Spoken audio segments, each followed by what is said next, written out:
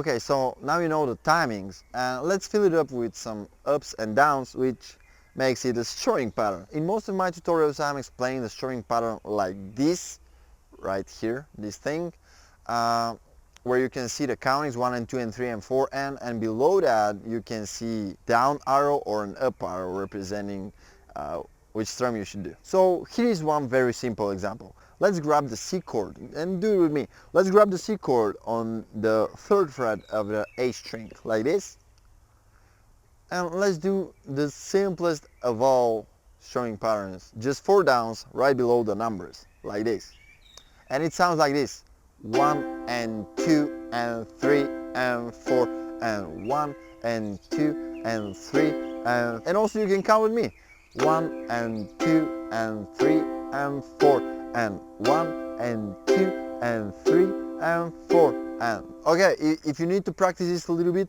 just pause the video right now because we're going to make it a little bit more complicated. Alright, so now let's add a few ups right there.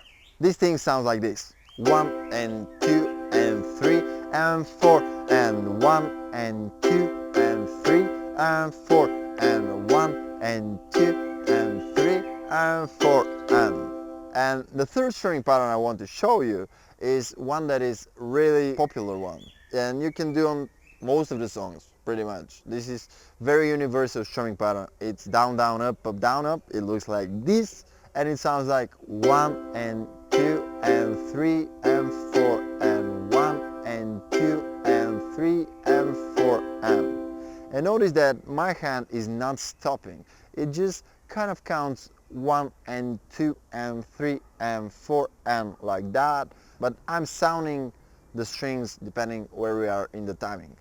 So these are simple strumming patterns, but they do work, and as a beginner you'll be able to do them in the first day probably. We can also add chugs and mutes in the strumming pattern to make it sound a lot better, and this is what the next video is all about, so let's go there.